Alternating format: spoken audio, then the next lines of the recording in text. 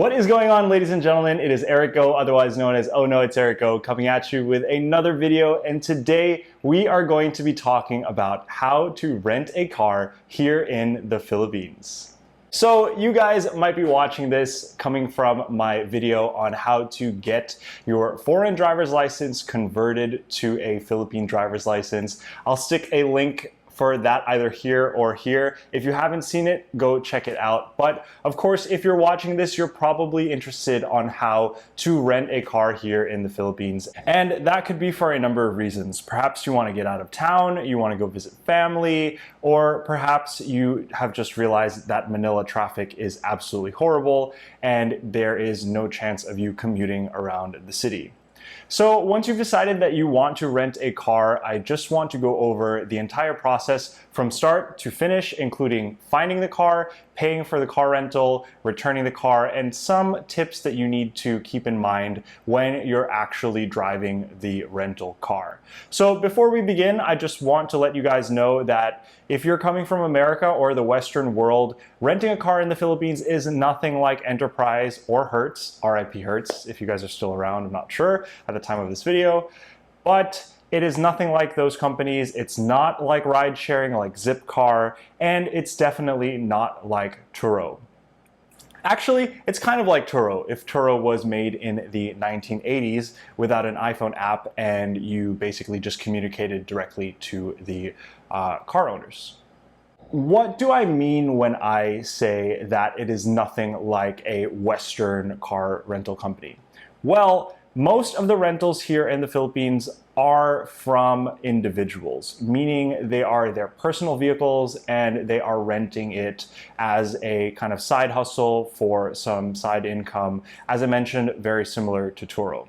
Now, there are some larger companies out there that will rent and have fleets of rental vehicles, but again, it is not operated in the same way that the rental giants of America would operate. Where do you find your rental in the Philippines?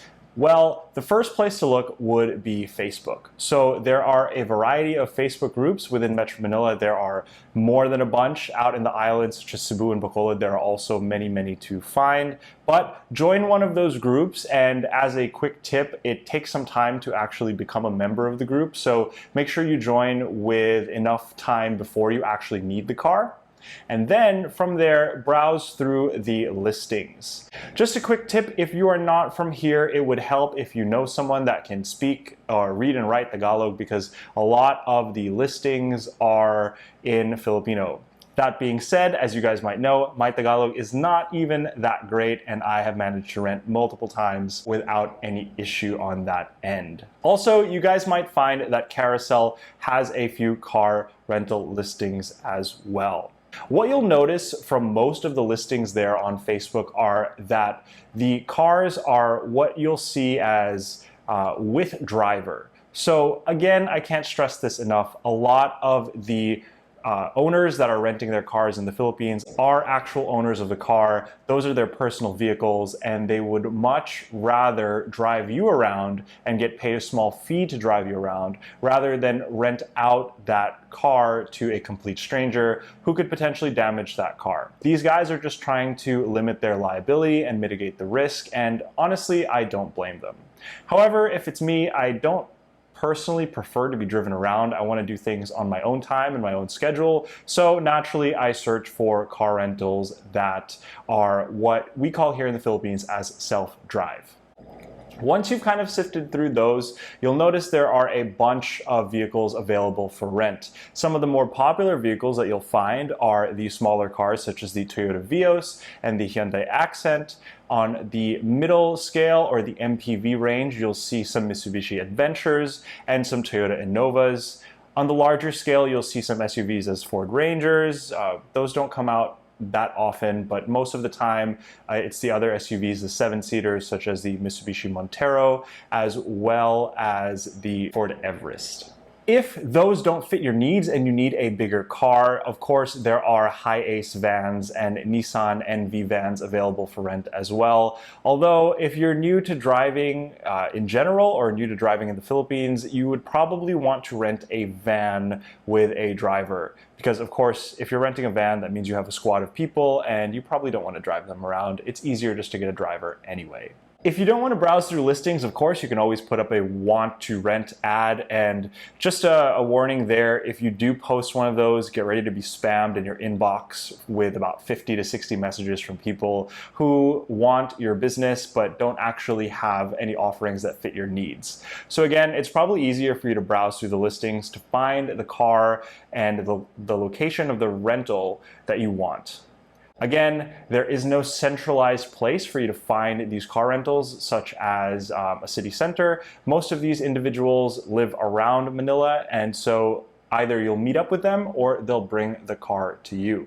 Now, the things that you're going to need are actually quite simple. So you'll need cash, number one, because they won't take card, and all of these transactions are simply cash basis. And you'll also need some IDs. If you are a foreign license holder, aka a foreigner or a tourist here in the Philippines, you'll notice that some car owners may be wary of renting a car to you. However, in the case of renting a car here, money talks. So if you increase your deposit or you negotiate or haggle with the owner, you shouldn't have a problem.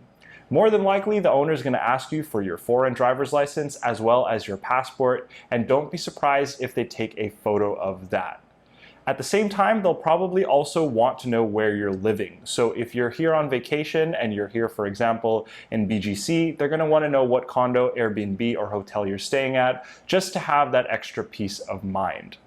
If you are someone who has a Philippine driver's license, it's actually much easier. Just show them your Philippine driver's license, there's no passport involved, and of course, depending on the car owner, they might want to see additional IDs. In my experience of renting cars from owners for the first time, and I wasn't a repeat renter, they've wanted my Philippine driver's license, my TIN ID, PhilHealth ID, and they also asked for my work ID just to prove that I was a working individual and could pay for any damages that may come with me renting the car. Usually when you rent a car here in the Philippines, the cash deposit is anywhere from 3,000 pesos to 5,000 pesos. It's really going to depend on the unit that you end up renting. Typically, the cash deposit that I leave is only about 3,000 pesos, but again, I'm renting some of the cheaper vehicles in the spectrum. So I actually prefer, either the cheapest vehicle that they have on rent, or I prefer the manual transmission vehicles, which end up renting for cheaper than the automatic ones.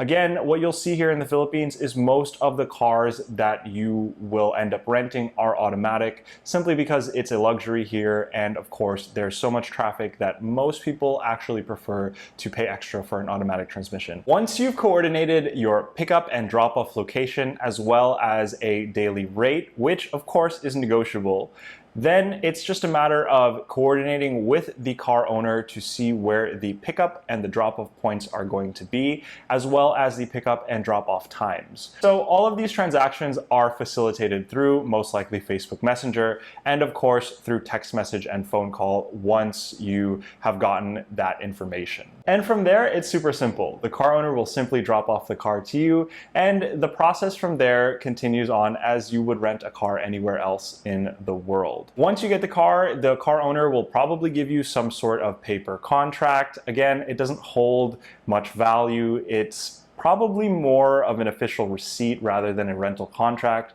It has the name of the car owner on it and some sort of business name that they, have. Not really sure if they're incorporated or an LLC, but they can generate that kind of official looking document if you need it. It will display how much fuel came with the car, how many miles, and of course it will be an agreement between you and the car owner to see if there was any damage before you actually rented the car. I think what's more important than actually having that contract is, of course, to take videos of the actual car. Take as much as you can in terms of video content and photo content. And a couple of things that I personally look for when I rent a car here in the Philippines, the first being tire tread. safety standards are not as strict and not as stringent as they are back in the Western world. So you'll notice that a lot of the cars that you might rent are either on balding tires or actually bald tires. So that might be something that you want to consider before actually taking delivery of the rental. Again, just take a photo of it because of course safety is number one, and in the rainy season you definitely want to have good tires on your car. Another thing is a lot of these cars are beat up. The reason is there is just so much traffic here in Manila. It's so easy to get dings and dents. So unless you're renting a fairly new unit, don't expect the car to be in tip-top shape. A lot of the times you'll see that there's been bodywork done, and a lot of the bodywork is shoddy from, roadside shops that don't necessarily have professional kind of work. So that's something, again, just to watch out for. If it exists, that's fine, and if you're okay with it, again, that's all right. Take a video of it, point it out to the car owner and say, hey, look, there's this damage, I don't want to be responsible for it.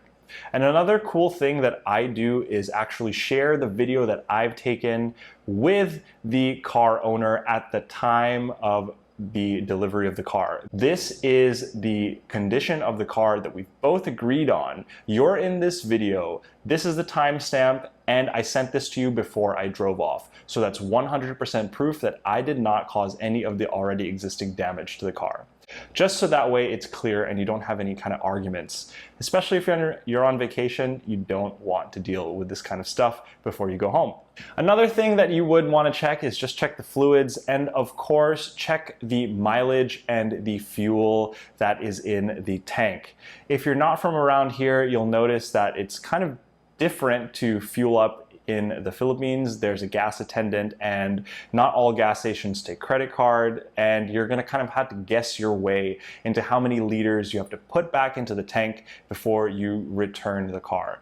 Again, that's kind of anywhere in the world, but just be wary of that if the car isn't delivered to you with a full tank of gas. Once you have completed the delivery process for the car and everything is satisfactory, that's all you have to do. You can go out and take care and drive safe. And I can't emphasize how important it is to drive safe here in the Philippines. As you guys might know, traffic is super crazy here. There are so many people, and not only are there people on the street, there are also people on bicycles, tricycles, and motorcycles, as well as huge trucks, huge SUVs, and small cars, everything in between on the road.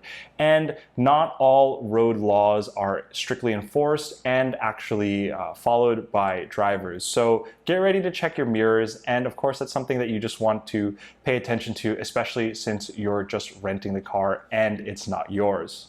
Just to emphasize, these cars are insured. However, they're insured under a personal policy for that specific driver. So don't expect that your Chase Sapphire Reserve or your American Express Platinum card car rental insurance will carry over in the Philippines. Again, I can't stress how important it is to just make sure to drive safe and avoid an accident as much as possible. Don't forget, once you return the car, make sure you get the cash deposit that you left with the car owner back, and agree with the car owner on any kind of discrepancies or any kind of new damage that may have resulted from you renting the car. It's just best to kind of cover all of your bases, again, especially if you are just here for a few days. So that wraps up this video. I know it was a quick one, and I know I kind of went through the entire process pretty quickly. And just to summarize, if you are interested in renting a car here in the Philippines, it's mostly a person-to-person transaction. Check Facebook for listings that you're interested in and interested in renting. And of course, money talks, so you'll be paying in cash. Bring as many IDs as possible and cover all your bases when you pick up and drop off the car. Again, I'm Eric Go. Thank you guys so much for watching. Don't forget to check out some of my other videos down below. Check out my blog, gowithericgo.com. And if you guys like this video and want to see more content, please like, comment, and subscribe. Thank you guys again so much. Take care and see you in the next one.